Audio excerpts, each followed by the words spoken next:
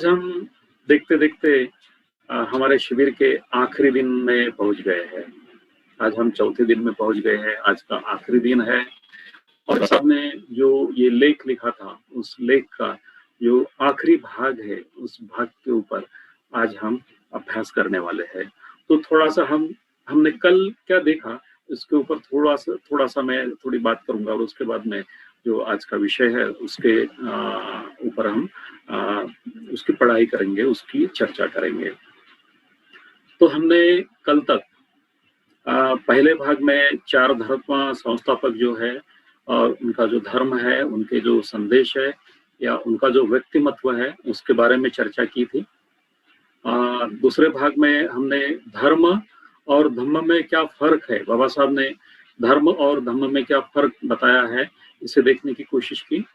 और तीसरे भाग में हमने भारत में बौद्ध धर्म के पुनरुज्जीवन का जो आशावाद है बाबा साहब व्यक्त करते हैं उसे देखने की हमने कोशिश की है। तो बाबा साहब इसमें दो भागों में अपना आशावाद व्यक्त करते हैं कि भारत में जो भी बुद्ध धर्म का प्रभाव था, एक बुद्ध भूमि थी, बुद्ध इसी भूमि पर निर्माण हुए थे, इसी भूमि पर उन्होंने अपने धर्म का प्रचार किया और इसी भूमि पर संघ भी निर्माण किया है। तो यहाँ से बुद्ध धर्म का जो ह्रास हुआ, बुद्ध धर्म लुप्त हुआ, तो उसको फिर से पुनर्जीवित करने के लिए बाबा साहब आशावादी है और आशावाद व्यक्त करते बाबा साहब कि इन बातों की वजह से भारत में बुद्ध धर्म का फिर से पुनर्जीवन हो सकता है और होने वाला है। हो सकता है ऐसा भी नहीं कहते, तो निश्चित तौर पे पुनर्जीवन होने वाला है, ऐसी बात करते बाबा साहब। तो कुछ लोग कहते हैं कि भारत में बुद्ध धर्म का जो पुनर्जीवन है वो असंभव है। तो बाबा साहब कहते हैं कि एक निराशावादी बात है ये, और मैं ऐसी निराशा में या ऐसे निराशावाद में मैं शामिल नहीं हूँ। तो भारत में पुनरुज्जीवन होने के लिए दो प्रकार के आशावाद बाबा साहब प्रकट करते हैं। तो कुछ लोगों को लगता है कि हिंदू धर्म सहित सभी धर्म सच्चे हैं। तो बाबा साहब कहते हैं कि इससे झूठा सिद्धांत नहीं हो सकता। सभी धर्म ये सच्चे नहीं हो सकते हैं। कुछ धर्मों में कुछ बातें सच हो सकती है, कुछ बातें अच्छी हो सकती है, पर पूरी तरह से वो बातें जो भी उस धर्म में जो भी मटेरियल है या जो भी उस धर्म संस्थापक ने कहा है वो पूरी की पूरी बातें सच नहीं हो सकती है। और कुछ लोग ये भी कहते हैं कि सर्वधर्म समभाव कहते हैं, यानी सभी धर्म जो है वो एक सरीके है। तो ये भी बात बराबर नहीं है, ये भी बात झूठी है। सभी धर्म एक सरीके नहीं हो सकते हैं। तो कुछ लोगों का कहना यह है कि मतलब हिंदू धर्म के ही कुछ लोगों का कहना ये है कि हिंदू धर्म में कुछ खामियां है, कुछ कमतरताएं हैं, पर ये लोग हिम्मत नहीं करते उसके बारे में बोलने की। ये लोग उसके बारे में बोलने की तो हिम्मत नहीं करते, किसी को बताने की हिम्मत नहीं करते हैं, कुछ सुधारना करने की भी हिम्मत नहीं करते और वे चुपचाप बैठ जाते हैं। पर यह भी बात थोड़ी सी अच्छी है कि कम से कम कबूल तो करते हैं कि भाई हिंदू धर्म में थोड़ी सी कुछ कमतरताएं है, खामियां है। पर बोलने के साथ साथ बाबा साहब ये भी कहते हैं कि ये लोग अगर समझो उसमें तब्दीली नहीं करते हैं, सुधारना नहीं करते हैं, तो फिर ऐसा धर्म जो है वो ऐसे धर्म का पतन होगा। कभी ना कभी तो भी ऐसे धर्म का पतन होगा। आज एक आदमी कह रहा है, कल दो कहेंगे। तो इस तरह के जो लोग हैं वो ज्यादा पैमाने पर जब धर्म में निर्माण हो गए तो उस धर्म का पतन होगा। जिस तरह से इंग्लैंड, अमेरिका में क्रिश्चियन धर्म का पतन हो रहा है, अभी बहुत सारे लोग वहां पर जो है क्रिश्चियन धर्म को ऊब गए हैं और वे चर्च में जाना उन्होंने छोड़ दिया है। बहुत सारी जो चर्च है वो खाली पड़ी है इंग्लैंड, अमेरिका में। मैं तो कभी इंग्लैंड गया नहीं हूँ, शायद आप लोग गए होंगे, पर वहां पर रहने वाले जो भी हमारे धर्माचारी भाई बहन हैं उनका अनुभव ये है कि बहुत सारे जो चर्च है, पुराने चर्च है, वे खाली पड़े हैं। तो यह बात भारत में भी हो सकती है। तो ऐसे वक्त लोगों के पास में बुद्ध धर्म के और बढ़ने के सिवा दूसरा कोई रास्ता नहीं होगा। दूसरा एक आशावाद बाबा साहब यहाँ पर प्रकट करते हैं कि हिंदू धर्म में जो भी 4 वर्ण हैं, पहला वर्ण तो बहुत ही सुखासीन है, उनको सभी चीजें अच्छी अपने आप मिल जाती है, सभी लोगों के ऊपर उनका वर्चस्व है, उनके बच्चे भी इंग्लैंड अमेरिका में पढ़ते हैं, बड़ी बड़ी पोस्ट पे है। आज की तारीख में अगर देखा जाए तो सबसे ज्यादा बड़ी बड़ी पोस्ट को कैप्चर करने वाला ये पहला वर्ण है, जिनके पास में ज्यादा से ज्यादा संपत्ति है, धन है, ज्यादा से ज्यादा जमीनें हैं। तो ये सुखासीन ऐसा एक वर्ण है। उसके बाद में क्षत्रिय है, वैश्य है। तो ये जो वर्ण है ये अच्छे है आज की परिस्थिति में। पर चौथा वर्ण जो है वो बहुत ही गरीब है, दरिद्र है, जिसके ऊपर सबसे ज्यादा अत्याचार होते हैं, जिनकी केयर करने वाला कोई नहीं है, जिनको आप पढ़ाई करो, आप पैसा कमाओ, आप राजकीय क्षेत्र में आओ, या कोई बड़ी जिम्मेदारी जो है वो देने वाला कोई नहीं है। आज के तारीख में उनके तरफ ख्याल देने वाला कोई नहीं है। तो कभी ना कभी तो भी ये जो सोया हुआ समाज है वो जाग जाएगा, और जब ये जागेगा तो ये समाज ये बोलेगा कि जो जो धर्म हमें सुरक्षा प्रदान कर सकता है, सुरक्षा दे सकता है, ऐसे धर्म में हमने जाना चाहिए। तो फिर इनके पास भी सुरक्षा देने वाला धर्म कौन सा है, जब वे सोचेंगे तो उनके पास भी बुद्ध धर्म के तरफ बढ़ने के सिवा दूसरा कोई रास्ता नहीं होगा। तो बाबा साहब ये जो 2 आशावाद है पहले मुद्दे में ये पेश करते हैं, और ये बात सही है, क्योंकि बुद्ध का धर्म ही ऐसा है कि इस धर्म में आपके जीवन के जो सभी अंग है, फिर आपका आर्थिक अंग हो, सामाजिक हो, सांस्कृतिक हो, कोई भी हो, टेक्निकल हो, जो तांत्रिक बोलते हैं, कोई भी हो, इन सभी अंगों के ऊपर या अंगों को विकसित करने का स्वातंत्र्य जो है वो बुद्ध धर्म देता है। बाकी कोई धर्म इस तरह के स्वातंत्र्य जो है वो अपने धर्म के लोगों को नहीं देता है। तो यह जो बात है ये आशावाद बाबा साहब ने प्रकट किया है।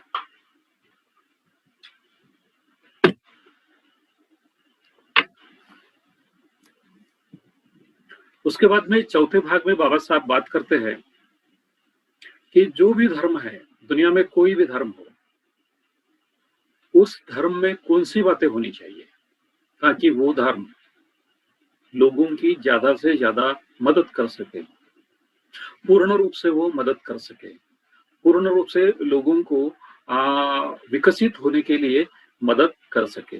फिर बाबा साहब उसके लिए 4 बातें बताते हैं, 4 जरूरतें बोल सकते हैं हम, या कसौटियां बोल सकते हैं। नहीं, माफ कीजिए, तो 4 हाँ यस 4 जरूरतें बोलते हैं, 4 कसौटियां की बात बाबा साहब यहाँ पर करते हैं, जिसमें पहली जो कसौटी है या पहली जरूरत है धर्म की, तो बाबा साहब कहते हैं कि हर धर्म में सदाचार होना चाहिए। सदाचार जो है या शिलाचरण जो है वो हर धर्म की नींव होनी चाहिए। अगर धर्म की नींव ये सदाचार या शिलाचरण या नैतिकता है, ये नींव नहीं होती है, तो वो धर्म ज्यादा दिन तक टिक नहीं सकता। फिर धर्म की परिभाषा जो है विज्ञान के अनुरूप होनी चाहिए, विज्ञान के अनुकूल होनी चाहिए। अगर समझो विज्ञान के अनुकूल धर्म की परिभाषा नहीं होती है तो वह धर्म जो है वो हंसी मजाक का विषय बन जाता है। अगर हमारे इर्द गिर्द जो भी घटनाएं घटती है, उन घटनाओं का विश्लेषण जो है वो वैज्ञानिक रूप से अगर समझो करने में धर्म सफल नहीं होता है तो वो हंसी मजाक का विषय बन सकता है। फिर बाबा साहब कहते हैं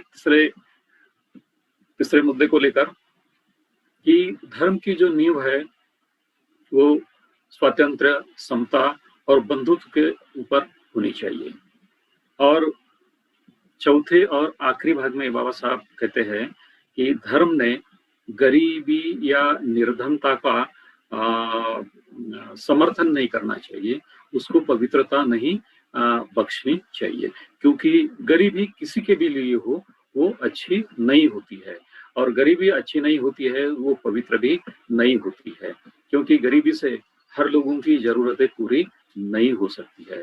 तो हर किसी ने धर्म में जो भी हो, चाहे पढ़ा लिखा हो या पढ़ा लिखा नहीं हो, सभी को धन कमाने का अवसर पैदा होना चाहिए।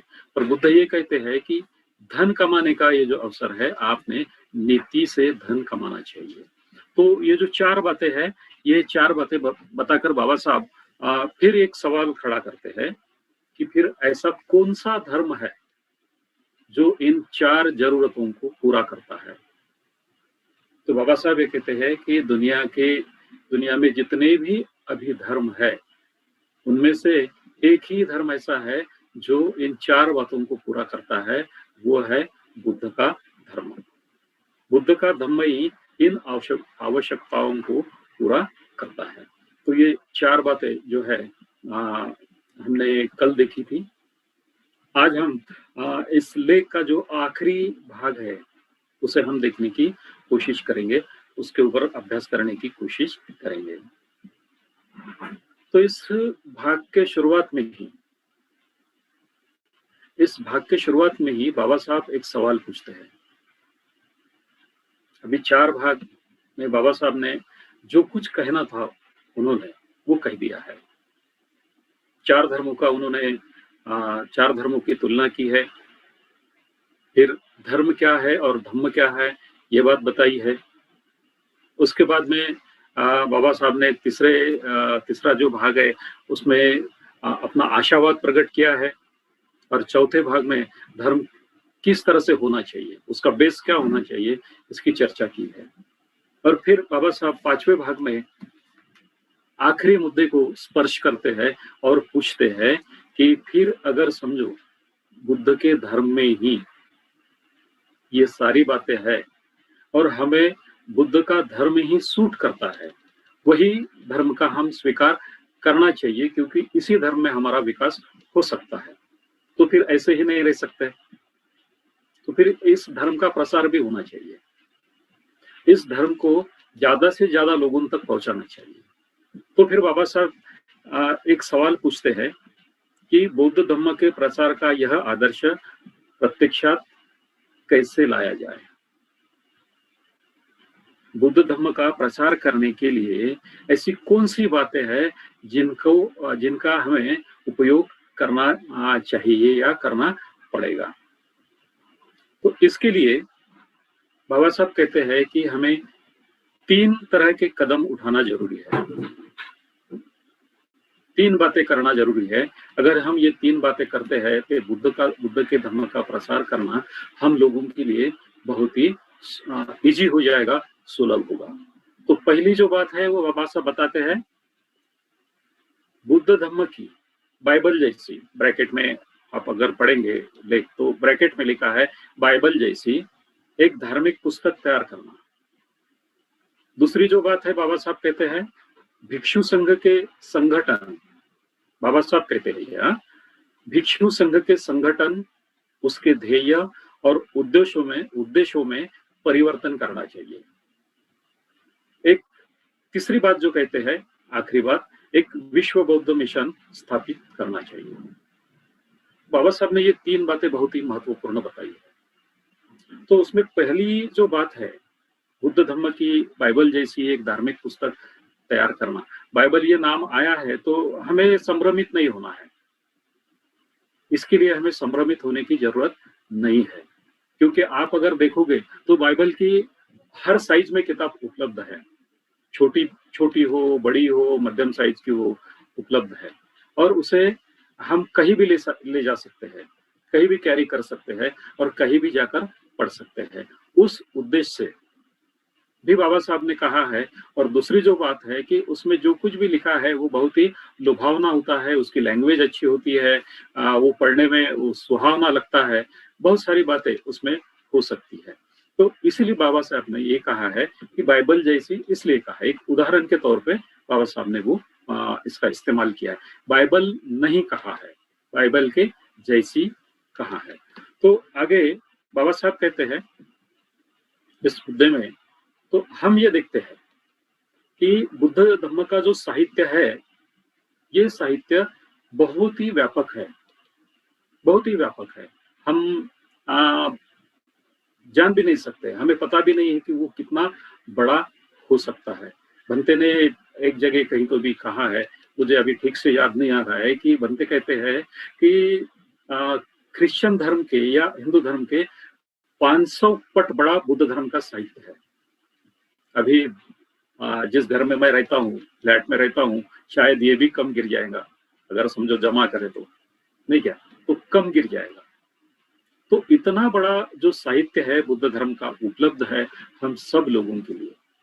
तो यह साहित्य पढ़ने के लिए या उसको देखने के लिए हमारे पास में वक्त या हमारे पास में उतना समय भी नहीं होगा, उतना आर्थिक भी हमारे पास में आर्थिकता भी नहीं होगी कि हम कुछ किताबें खरीदे, क्योंकि आजकल किताबें भी बहुत महंगी हो गई है, नहीं क्या, तो वो भी नहीं खरीद सकते। कुछ संस्थाएं ऐसी है कि जो फ्री में भी डिस्ट्रीब्यूशन कर रही है, ताइवान की जो संस्था है, तो उनका हम लोगों ने बहुत ही पुण्यानुमोदन करना चाहिए कि वे फ्री डिस्ट्रीब्यूशन करते हैं बुद्धिस्ट साहित्य का। आपको जितना चाहिए उतना साहित्य वो भेजते हैं। और कुछ लोगों ने भगवान बुद्ध और उनका धम्म, ये जो किताब है बाबा साहब ने जो लिखा है, ये भी, इसका भी फ्री डिस्ट्रीब्यूशन करते हैं या कम कीमत पर उसको उपलब्ध कराते हैं। केवल 10-10 रुपयों में ये ग्रंथ आज हमारे पास में हमारी मदद के लिए वे उपलब्ध है। और कुछ लोग उसका फ्री में डिस्ट्रीब्यूशन करते हैं, भेंट भी देते हैं एक दूसरे को, वो प्रेजेंट भी देते रहते हैं। तो भाई और बहनों, ये जो बिखरा हुआ साहित्य था, हम देखते हैं बुद्ध के जमाने में अगर हम जाकर देखें तो साहित्य लिखने की कोई ऐसी सुविधा उपलब्ध नहीं थी, केवल मुखपाठ था ये सभी साहित्य लोगों को। भिक्षु जो है इस साहित्य को मुखपाठ करते थे और उसका हस्तांतरण करते थे। वही मुखपाठ जो है वो दूसरे भिक्षु की तरफ, तीसरे भिक्षु की तरफ, चौथे भिक्षु, इस तरह की परंपरा रही है। पर जब भी लिपि का शोध लगा और इसे लिखने की सुविधा उपलब्ध हुई, तो त्रिपिटकों का निर्माण बहुत ही अच्छे ढंग से, यानी एक सुविधाजनक ढंग से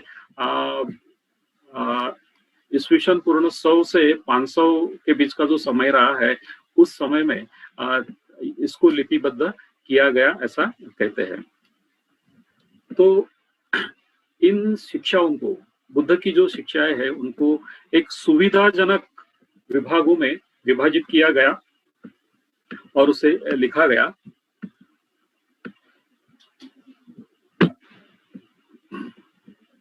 जो हमारे सामने विनय पिटक, सुत्त पिटक और अभिधम्म पिटक के रूप में अभी हमारे सामने मौजूद है। पर इससे भी ज्यादा साहित्य जो है वो उसके बाद में भी निर्माण हुआ।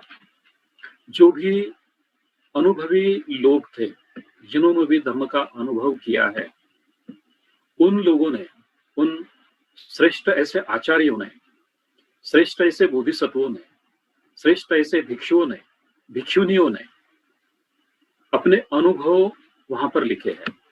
और उनके अनुभव लिखने की वजह से भी और जो बुद्ध का जो साहित्य है बड़ी मात्रा में हमारे लिए, हमारी मदद के लिए उपलब्ध हुआ है।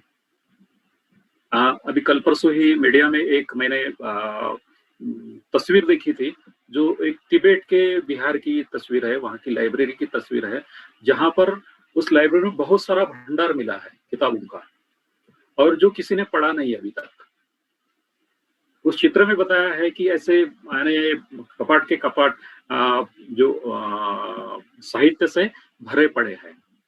तो कितना साहित्य होगा उसमें, कितने लोगों के श्रेष्ठ ऐसे अनुभव वहां पर लिखे गए होंगे, जो हमारे लिए संबोधि का रास्ता खोल सकते हैं, निर्वाण का रास्ता खोल सकते हैं, हमारे लिए मुक्ति का रास्ता खोल सकते हैं।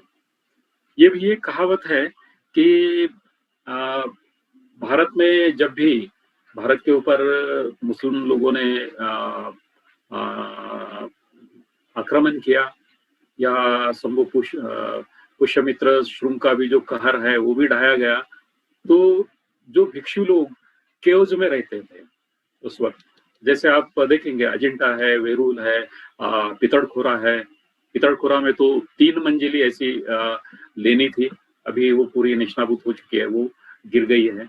तो ऐसे जो भी पहाड़ों में या जंगलों में जो भी भिक्षु रहते थे, वहां पर बुद्धिज्म का वो आचरण करते थे, अपने अनुभव ये करते थे। तो मैंने ये सुना है ऐसा कि उन भिक्षुओं ने अपना जो साहित्य है वो वहां पर दफन करके रखा है। वो बाहर निकले, वहां पर बड़ी बड़ी पत्थर लगाए और उसके ऊपर केमिकल लगा दिए। आज ये जो पूरा साहित्य है, ऐसा कहते हैं कि उन गुफाओं में वो बंद है और वो उन गुफाओं का अभी तक किसी को कोई पता नहीं चला। शायद अगर ये बात सच है और आगे चलकर समझो इनका पता लगता है, तो हमारे लिए और एक बहुत बड़ा भंडार हमारे सामने हमारी मदद के लिए हो सकता है। पर भाई और बहनों, इतना सारा साहित्य है तो हम पढ़ नहीं सकते, उसको देख नहीं सकते। तो बाबा साहब इस जरूरत को ये करते हैं कि ऐसी एक किताब चाहिए कि हर कोई उसे अपने पास में रखे। हर कोई, चाहे वृद्ध हो, चाहे मध्यम एज का हो, चाहे युवा हो या बालक हो, स्त्री हो या पुरुष हो, उनको उस किताब को अपने पास में रखना सुलभ हो और वे जहां पर भी जाए वहां पर जाकर वो उसको पढ़ सके, अपने पास में उसे रख सके और जरूरत, जब भी उनको जरूरत है, उनके पास में समय है, तो वो उसको पढ़ सके। तो ये जो जरूरत है ये बाबा साहब ने पूरी की है। तो कोई भी धर्म हो या कोई भी मूवमेंट हो, उसके प्रचार के लिए उसके धर्म का साहित्य या कुछ साहित्य होना बहुत ही जरूरी होता है। उसके सिवा उसका प्रचार नहीं हो सकता, सहजता से उसका प्रचार नहीं हो सकता। और यह जो जरूरत है, इस जरूरत को बाबा साहब ने खुद पूरा किया है। हमने पहले दिन ही देखा था कि बाबा साहब ने मेरे ख्याल से 1950 को ही भगवान बुद्ध और उनके धम्म का लेखन जो है वो शुरू किया था। सवेरे सवेरे उनका लेखन शुरू किया था और अपने महापरिनिर्वाण तक बाबा साहब उसको लिखते रहे। और हमें भी इस बात का ज्ञात है कि जब बाबा साहब का महापरिनिर्वाण हुआ तो उसके पहले बाबा साहब ने उस ग्रंथ की प्रस्तावना लिखकर तैयार की थी और वो ग्रंथ वहां पर पूरा हुआ था। तो बाबा साहब और लिखते हैं कि ये ग्रंथ कैसा होना चाहिए, फिर ये किताब कैसी होनी चाहिए। तो बाबा साहब लिखते हैं, बताते हैं कि उसकी भाषा जो है, उस भाषा के तरफ दुर्लक्ष नहीं होना चाहिए। यानी जब भी कोई पढ़े तो उसे वो बोर नहीं होना चाहिए, कोई उससे देखकर या पढ़कर ऊब नहीं जाना चाहिए। तो उसकी भाषा जो है एकदम सजीव और जीती जागती होनी चाहिए, मधुर होनी चाहिए। उसे पढ़कर किसी भी इंसान को सोचने की शक्ति जागरूक होना चाहिए।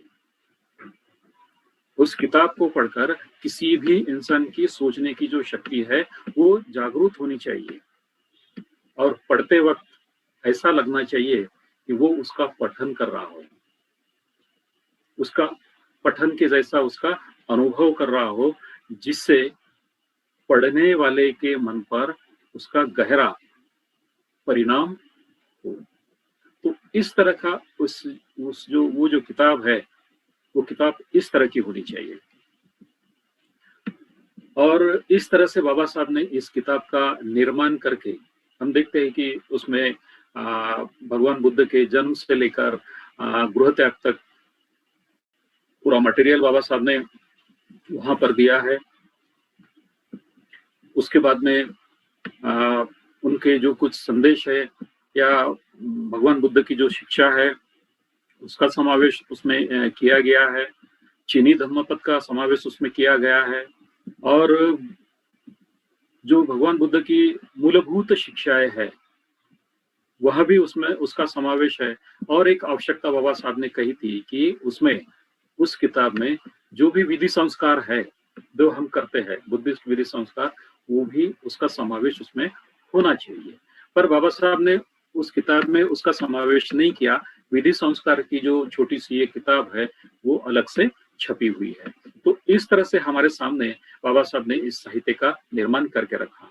अभी हम देखते हैं कि भगवान बुद्ध और उनका धम्म में पूरी तरह से बहुत सारा साहित्य हमें देखने को मिलता है। जो भी महत्वपूर्ण ऐसा साहित्य है, महत्वपूर्ण बातें हैं, उसका बाबा साहब ने वहां पर एक संकलन किया है और हमारे सामने रखा है, और धम्म प्रसार की एक जो जरूरत है उस जरूरत को पूरा किया है। उसके बाद में बाबा साहब दूसरे अपने जरूरत की तरफ बढ़ते हैं। वे कहते हैं कि भिक्षु संघ का जो संगठन है, या भिक्षु संघ के संगठन में उनके ध्येय जो है और उनके जो उद्देश्य है उनमें परिवर्तन करना चाहिए।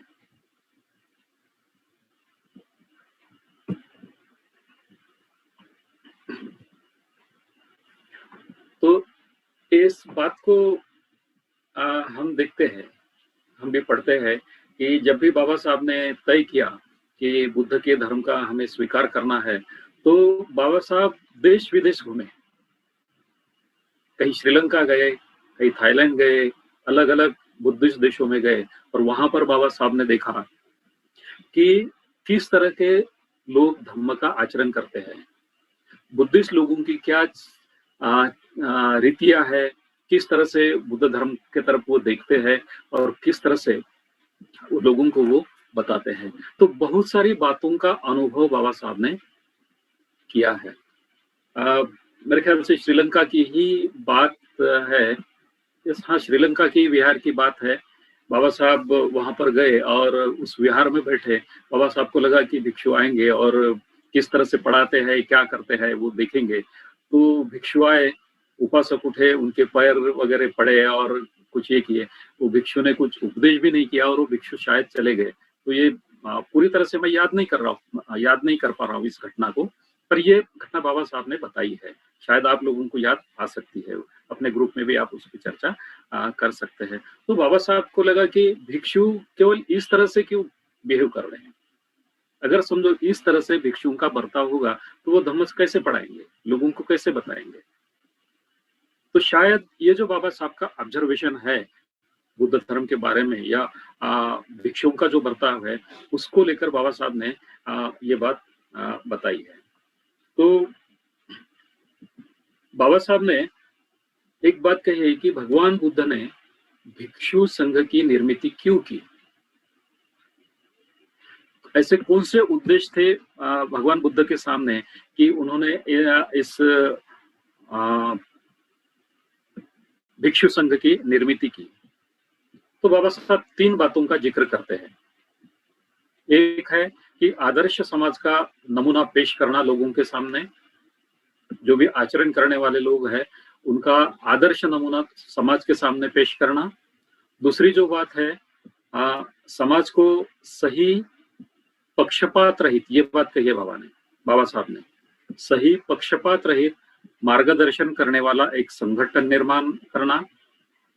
और तीसरी जो बात है, समाज सेवा के लिए अपने आप को अर्पण करने वाले लोगों का संगठन निर्माण करना। तो ये 3 जो उद्देश्य है भगवान बुद्ध के सामने रहे होंगे और भिक्षु संघ का निर्माण करने के लिए, तो ये बाबा साहब ने हमारे सामने रखे हैं। तो बाबा साहब कहते हैं कि हिंदू जो सन्यासी है और बौद्ध जो भिक्षु है, इसमें फर्क है। समाज का आदर्शवत नमूना तैयार करने के लिए भिक्षु संघ की निर्मित भगवान बुद्ध ने की है। इसको स्पष्ट करते हुए बाबा साहब ये कहते हैं कि हिंदू सन्यासी जो है और बौद्ध भिक्षु जो है, इसमें फर्क है। हिंदू सन्यासी जो है वो समाज के लिए मर जाता है। हिंदू सन्यासी जो है वो संसार के लिए मर जाता है, समाज के लिए वो मर जाता है। संसार की दृष्टि में उसका कोई भी वास्ता नहीं रहता है। तो हम अभी भी देखते हैं कि हिंदू सन्यासी जो है अपने समाज के लिए क्या करते हैं, कुछ भी नहीं करते हैं। वो एक कहीं जाके घूमते हैं या कोई मंदिर में जाके बैठते हैं या फिर कोई नशीली चीजों का सेवन करते हैं, और कहीं मायनों में देखा जाए तो समाज में नफरत फैलाने का काम करते हैं। आज बहुत सारे हिंदू महंत है, साधु है, जेल में बंद है और जेल में उनको जाना भी चाहिए। तो इस तरह की बात करते हैं, कोई भी उनका एक आदर्श समाज के सामने नहीं रहता है। पर बुद्ध भिक्षुओं का ऐसा नहीं है। बुद्ध ने जो भिक्षुओं का निर्माण किया है, बुद्ध ने अपने भिक्षुओं को विनय के साथ में बांध दिया है, विनय के साथ में उनको जोड़ दिया है। उस विनय का आचरण करने के लिए उनको कहा है। अगर कोई भी भिक्षु विनय का आचरण नहीं करता है तो उसको संघ से निकाला जाता है। तो बौद्ध भिक्षु जो है वो खुद के लिए और समाज के लिए भी जिंदा है। वो समाज के लिए मरा नहीं। उसने गृह त्याग जरूर किया है, अपना घर जरूर छोड़ा है, पर समाज से अपना नाता नहीं तोड़ा, क्योंकि उसे समाज का मार्गदर्शन करना है। तो बाबा साहब कहते हैं कि बुद्ध के बताए हुए सिद्धांतों पर चलने वाला भिक्षु संघ नमूने के समान लोगों के सामने रहे, ताकि कठिन लगने वाली जो शिक्षा है, बुद्ध का जो धम्म है बहुत ही इजी है ऐसा नहीं है, तो वो कठिन भी है। तो ऐसी कठिन लगने वाली जो शिक्षा है, वह शिक्षा का ग्रहण या आचरण सामान्य लोग भी कर सके, उसे आचरण में ला सके। उन्हें भी हिम्मत मिल सकती है कि अगर भिक्षु लोग इसका आचरण कर सकते हैं तो हम भी इसका आचरण कर सकते हैं, हमारे लेवल पर हम उसका आचरण कर सकते हैं। और ये भी बात सही है कि जैसे भिक्षुओं ने गृह त्याग किया, तो हम लोग या सभी लोग जो है अपना गृह त्याग तो नहीं कर सकते हैं, पर गृह त्याग नहीं कर सकते हैं पर हमें आचरण भी करना है।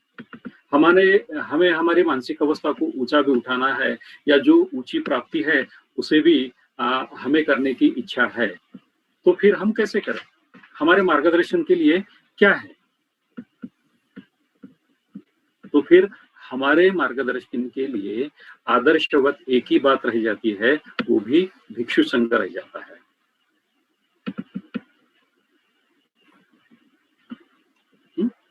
भिक्षु संघ हमारे सामने रह जाता है।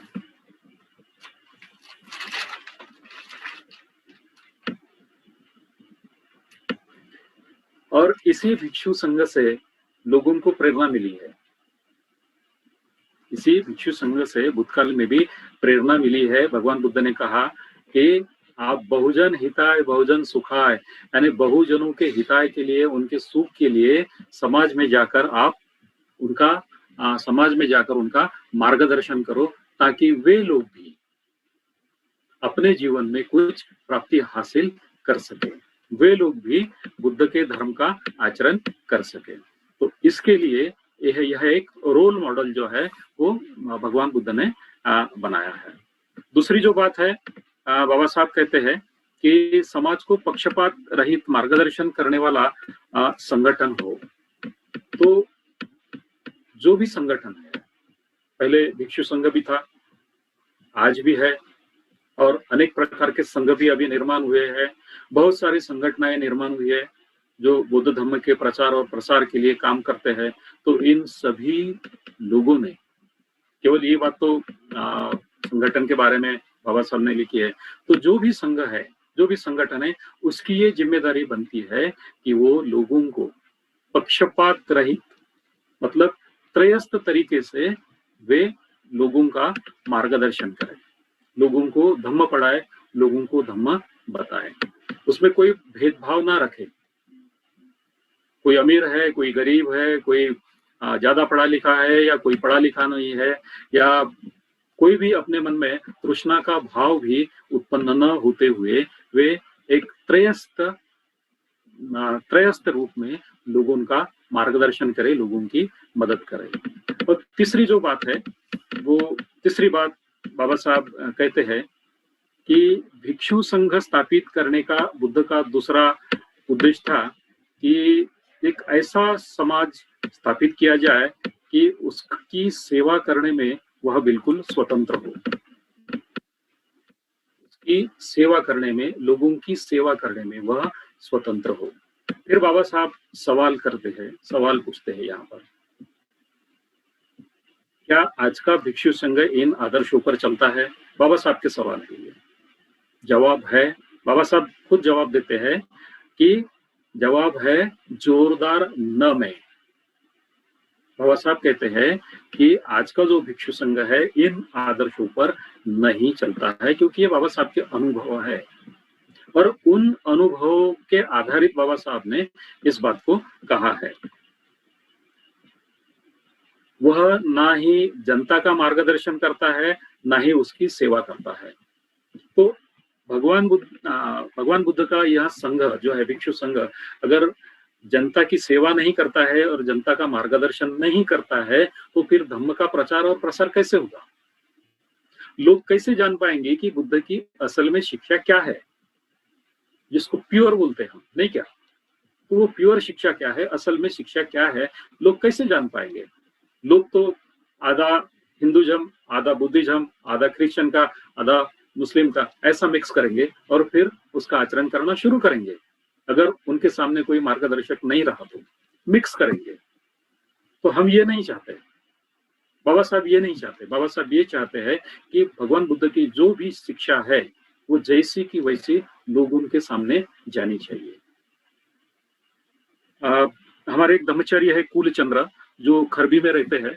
उन्होंने एक बात बताई थी, वहां पर वो एक विहार में क्लास लेते थे। उस विहार में कोई एक भिक्षु भी आकर लोगों का मार्गदर्शन करता था। तो कुलचंद्र ने बहुत ही अजीबोगरीब बात की, मुझे बहुत ही आश्चर्य लगा कि कुलचंद्र बोले कि वहां पर जो भिक्षु था, वो भिक्षु वहां के जो लोग हैं वो शायद हो सकता है पढ़े लिखे भी है, नहीं भी होंगे, कुछ देहातों से आकर वहां पर वो लोग बसे हैं। तो वो महिलाएं है, पुरुष है, वहां पर विहार में जमा होते थे और वो भिक्षु उनको बोलता था कि आप तालियां बजाइए। ठीक है, हम जिस तरह से ताली बजाते हैं ऐसा, या कोई भजन गाते हैं या कोई ये करते हैं और उसके ताल पर हम तालियां यानी ये करते हैं, अपना क्या बोलते हैं उसको, लयबद्ध तरीके से ये करते हैं। तो वो भिक्षु उनको बोलता था कि आप अगर समझो यहाँ पर बैठे बैठे, इस विहार में बैठे बैठे ताली बजाओगे तो उसकी आवाज जो है वो ब्रह्मलोक में जाएगी। उन तालियों की आवाज जो है वो ब्रह्मलोक में जाएगी और आपको पुण्य की प्राप्ति होगी। और बेचारे हमारी जो जनता है वो बहुत ही भोली भाली है, बहुत ही भोली भाली है, जल्दी ही किसी के ऊपर विश्वास रखती है। तो वो लोग भी बेचारे वहां पर, जैसा भिक्षु ने कहा, चिवरधारी भिक्षु है, चिवर को महत्व है, वो चिवर पहनकर क्या करता है, असली भिक्षु है या नकली भिक्षु है, उनसे उनको कोई लेना देना नहीं रहता है। उनको यही मालूम है कि भगवान बुद्ध ने भी चिवर पहना है, तो चिवर के ऊपर उनकी श्रद्धा है, उनका दोष नहीं है। बहुत ही सीधे साधे लोग होते हैं। तो वो लोग भी ताली बजाते थे और शायद उनको आनंद मिलता होगा कि हम ताली बजा रहे तो ऊपर वो ब्रह्मलोक में उसका आवाज जाता है। तो वहां पर एक लड़का था जो जानकार था। वो बाहर गया, अपने दोस्तों को उसने बताया है कि ऐसा ऐसा इस विहार में चल रहा है। वो लड़के आए और फिर भिक्षु को पूछा कि आप ऐसे क्यों बोलते हैं, ब्रह्म तो बुद्ध धम्म में नहीं है, ये चीजें नहीं है, आप क्यों लोगों को ऐसा सिखाते हैं? फिर उन्होंने इंक्वायरी की, वो जो भिक्षु था वो नकली था, वो भिक्षु नकली भिक्षु था जो आरएसएस ने भेजा था उसको। उसने कबूल किया कि आरएसएस ने जो भी भिक्षु निर्माण किए हैं उससे मैं आया हूँ। उसका चिवर निकाला गया, उसको भेजा गया। मुझे बताने का मतलब यह है कि इस तरह की जो मिक्सिंग है, यह अगर समझो मिक्सिंग होती है बुद्ध के धर्म में और लोग उसको मानते हैं, तो फिर आगे का चित्र कैसा होगा? वे लोग भी अपने बच्चों को क्या पढ़ाएंगे, क्या सिखाएंगे? तो इसलिए बाबा साहब ये चाहते हैं कि बुद्ध का जो धम्म है जो भी लोगों तक जाता है तो वो ऐसे अनुभवी लोगों के तरफ से जाना चाहिए, ताकि उसमें कोई किसी भी तरह की मिक्सिंग नहीं होनी चाहिए। या कोई भी जो भी बुद्धिस्ट आदमी है वो पढ़ाता है तो उसने भी इस बात का ध्यान रखना चाहिए। मैं भगवान बुद्ध और उनके धम्म का एक पैराग्राफ पढ़ना चाहूंगा आप लोगों के सामने। हमारा वक्त भी जा रहा है, पर ये बहुत ही इम्पोर्टेंट है। और शायद उस दिन हमारे सामने एक सवाल आया था कि बाबा साहब ने ध्यान किया है क्या? ठीक है, बाबा साहब ध्यान करते थे क्या? हमारे एक भगिनी ने इस सवाल को पूछा था। तो बाबा साहब ने ये लिखा है, जब बाबा साहब ये पैराग्राफ लिखते हैं तो उस सवाल का जवाब तो मैंने दिया था कि नानक लट्टू जी ने एक फोटो बताई थी जिसमें बाबा साहब ध्यानस्थ अवस्था में बैठे थे और बाबा साहब भी ध्यान करते थे। तो आज मैं जो पढ़ने जा रहा हूँ, आप ध्यान से सुनिए। भिक्षुओं के लिए बाबा साहब ने क्या कहा है। तो यह जो बात है वो पंचम कांड में आई है, भाग 2 में है, और उसके आखिरी में ये बात बाबा साहब ने लिखा है। भिक्षु का जीवन कार्य क्या है? क्या भिक्षु जीवन व्यक्तिगत साधना के लिए ही है, या उसे लोगों की सेवा तथा उनका मार्गदर्शन भी करना है? देखिए बाबा साहब क्या लिखते हैं कि क्या भिक्षु जीवन व्यक्तिगत साधना के लिए ही है, अथवा उसे लोगों की सेवा तथा उनका मार्गदर्शन भी करना है? बाबा साहब आगे लिखते हैं कि ये दोनों ही चीजें उसके जीवन का कार्य है। व्यक्तिगत साधना भी और लोगों की सेवा भी ये भिक्षु के जीवन का कार्य है। उसे अपनी व्यक्तिगत साधना भी करनी है और लोगों की सेवा भी करनी है। सेवा मतलब उनका मार्गदर्शन भी करना है। बिना व्यक्तिगत साधना के वह नेतृत्व नहीं कर सकता। जो लोग ध्यान के ऊपर शंकाएं लेते हैं उनके लिए ये बात है, बिना व्यक्तिगत साधना के वह नेतृत्व नहीं कर सकता। इसलिए उसे अपने एक संपूर्ण, सर्वश्रेष्ठ, धार्मिक और ज्ञान संपन्न व्यक्ति बनना पड़ेगा। इसलिए उसे व्यक्तिगत साधना करनी ही होगी। बाबा साहब इसके ऊपर जोर देते हैं कि इसलिए उसे व्यक्तिगत साधना करनी ही होगी। हमारे धम्माचारी भी अपनी व्यक्तिगत साधना करते हैं। हमारे धम्म मित्र भी अपनी उनको साधना तो नहीं दी जाती है जब तक उनकी दीक्षा नहीं होती है, पर उनको कुछ ऊंचे ध्यान भी पढ़ाए जाते हैं। वे भी अपना ध्यान करते हैं, जैसे हमने जस्ट सिटिंग की है आज। एक भिक्षु गृह त्याग करता है, संसार त्याग नहीं करता। वह अपने घर को इसलिए छोड़ता है ताकि उसे उन लोगों की सेवा करने का अवसर और मौका मिल सके जो अपने अपने घरों में चिंता में पड़े हैं। जो लोग अपने अपने घरों में चिंता में पड़े हैं, जिन्हें चैन नहीं है और जिन्हें सहायता की अपेक्षा है। तो जिन लोगों को सहायता की अपेक्षा है वे लोग भिक्षु संघ की तरफ से अपेक्षा कर सकते हैं। करुणा, जो कि धम्म का सार है, का तकाजा है कि हर आदमी दूसरों से प्रेम करे और दूसरों की सेवा करे। भिक्षु भी इसका अपवाद नहीं है। व्यक्तिगत साधना में चाहे कोई कितना ही ऊंचा क्यों न हो, बहुत ही महत्वपूर्ण बात बाबा साहब कहते हैं। बहुत ही, जो भी ध्यान करने वाले लोग हैं या विपश्यना करने वाले लोग हैं या जो भी है, सभी के लिए बाबा साहब ने ये कही है। केवल भिक्षु के लिए तो कही है, पर हम लोगों के लिए भी ये बात लागू होती है। व्यक्तिगत साधना में चाहे कितना ही ऊंचा क्यों न हो, यदि कोई भिक्षु पीड़ित मानवता की ओर से उदासीन है, पीड़ित मानवता की ओर से उदासीन है, तो वह भिक्षु नहीं है। वह दूसरा और कुछ भी हो सकता है, किंतु वह भिक्षु नहीं है। तो भाई और बहनों, ये जो दूसरा मुद्दा जो है, दूसरी जो जरूरत है, बाबा साहब यहाँ पर नहीं करते हैं। तो मेरे ख्याल से कुछ आप लोगों के, बाबा साहब ने जो कुछ भी लिखा है उसके ऊपर से हम लोगों के बहुत सारे सवाल मिट सकते हैं। तीसरी जो बात है, तीसरी जो जरूरत है उसके बारे में बाबा साहब कहते हैं कि एक विश्व बौद्ध मिशन स्थापन करना। इस बात को रखकर मैं फिर यहाँ पर रुक जाऊंगा।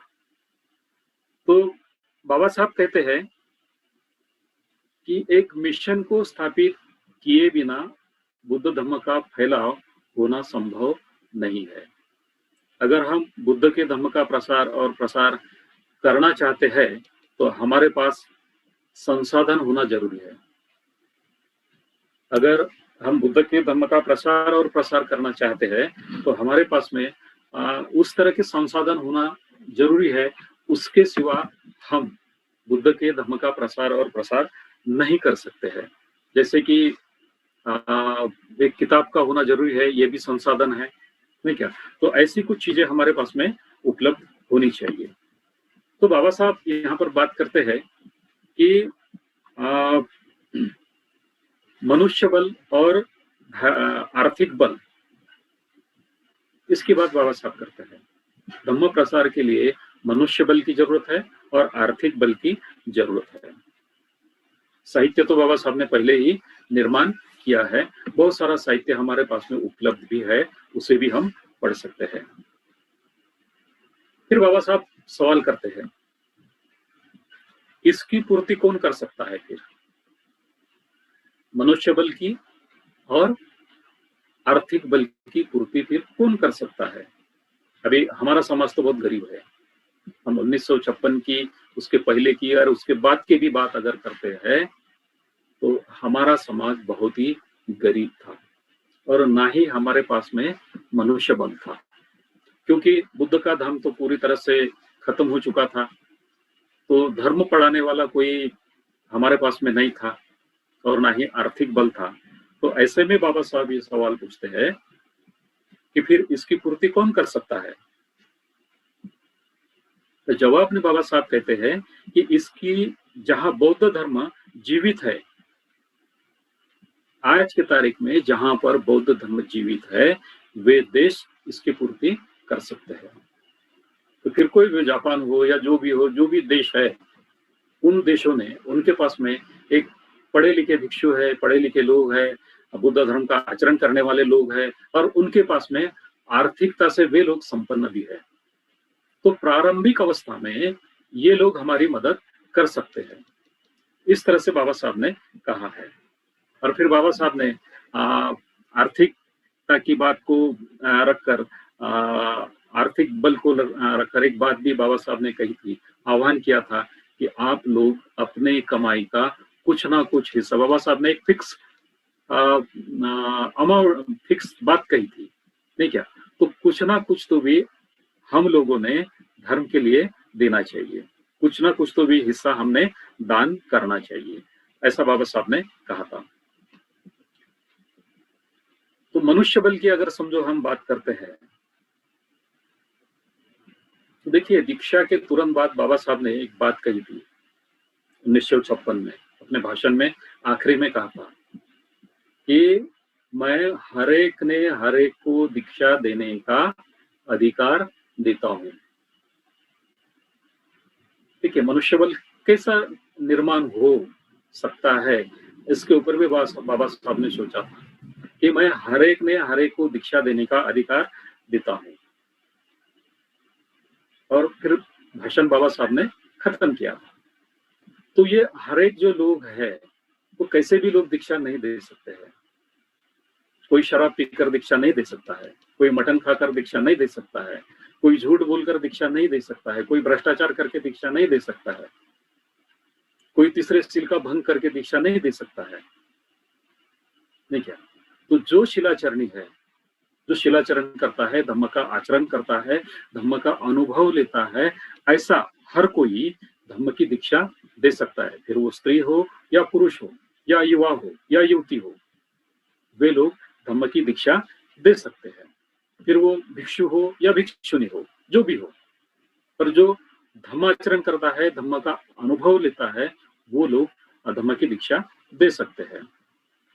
तो दीक्षा देने वाला जो है वो शिलाचरणी होना ही चाहिए। अभी हमारे पास में एक अंतरराष्ट्रीय संघ है, आप सभी लोग उसका नाम जानते हैं, त्रिरत्न बौद्ध महासंघ। यह एक अंतरराष्ट्रीय संघ है जिसकी स्थापना ओर्गेन संघरक्षक जी ने 6 अप्रैल 1967 को इंग्लैंड में की थी। अभी इंग्लैंड का मैंने नाम लिया तो आप देश के ऊपर मत जाइए, क्योंकि हम इस तरह से अगर विभाजित होंगे, इंग्लैंड, अमेरिका या मराठवाड़ा, विदर्भ वगैरह वगैरह, इस तरह से अगर हम अपने आप को विभाजित करेंगे तो हम धम्म प्रसार का काम नहीं कर सकते। हम शिलाचरणी भी नहीं बन सकते और धम्म का आचरण करने वाले भी नहीं बन सकते, क्योंकि विभाजनकारी अगर हमारी मानसिक अवस्था है तो हम आगे कैसे बढ़ेंगे? आगे हम कैसे बढ़ेंगे? हमने अभी तक ये जो बुद्ध और उनके धम्म का भविष्य पढ़ा है, उसमें बाबा साहब इन सारी बातों का जिक्र करते हैं। हमें आगे बढ़ने के लिए विभाजनकारी अवस्था को हमें खत्म करना पड़ेगा। चाहे संघ इंग्लैंड का हो, उसकी निर्मित वहां पर की गई हो, जापान में हो, कहीं भी हो, वो बुद्ध का धम्म है, बुद्ध के धम्म का प्रसार करता है। नहीं क्या? तो इंग्लैंड वाले लोग ये नहीं बोलते हैं या जापान वाले लोग ये नहीं बोलते हैं कि बुद्ध तो भाई भारत के है, तो हम कैसे उनको माने? ऐसे नहीं बोलते हैं। उनकी बुद्ध के ऊपर श्रद्धा है, बुद्ध के धम्म के ऊपर श्रद्धा है, बुद्ध के संघ के ऊपर उनकी श्रद्धा है, और ये तीनों बातों को मानते हैं। कोई ये नहीं कहता है कि ये भारत से आया हुआ है, नहीं, ऐसी बात नहीं है। तो हमने भी इस बात को नहीं मानना चाहिए। मेरी विनंती है, अगर समझो हमारी समझ ऐसी है तो मैं रिक्वेस्ट करूंगा कि आप इस समझ को निकाल दीजिए। तो हमारा जो संघ है, त्रिरत्न बौद्ध महासंघ जो है, वो पांचों भी खंडों में फिलहाल कार्यरत है। अनेक देशों में 30-35 से भी ज्यादा देशों में हमारा संघ कार्यरत है। हमारा संघ जो है एक प्रतिज्ञाबद्ध लोगों का संघ है।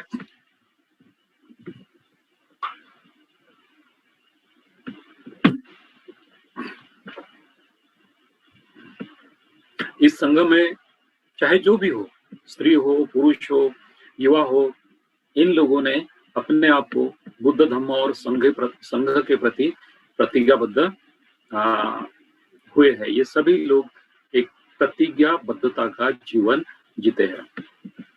दूसरी बात, दूसरी विशेषता यह है कि ये सभी लोग जो है ये प्रशिक्षित है, इनका प्रशिक्षण होता है, ये प्रशिक्षित है, ये ध्यान भी करते हैं, धम्माभ्यास भी करते हैं, शिविर भी करते हैं, शिविर भी लेते हैं, खुद के विकास के लिए वे एकांतवास भी करते हैं, और अपने अपने केंद्रों पर जाकर, अपने अपने केंद्रों में, जिस तरह से हम आज महेंद्रनगर केंद्र पर ये शिविर ले रहे हैं, उस तरह अपने केंद्रों पर वे लोग धम्मा अभ्यास भी लेते हैं।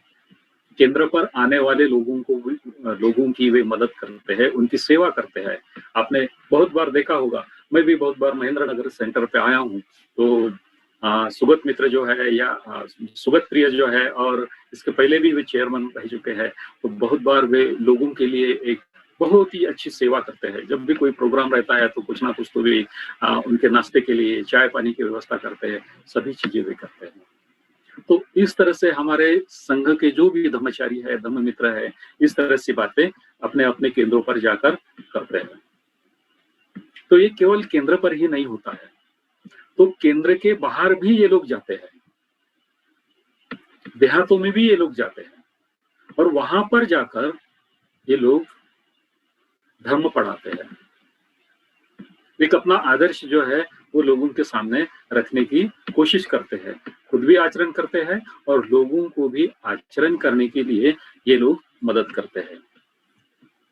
संघ के पास में बुद्ध साहित्य प्रकाशित करने के लिए त्रिरत्न ग्रंथमाला है, जो सिंहनाथ पब्लिकेशन की तरफ से, इस संस्था की तरफ से, ये संघ की संस्था है सिंहनाथ पब्लिकेशन, उसके तरफ से जो बुद्ध साहित्य है वो प्रकाशित होता है।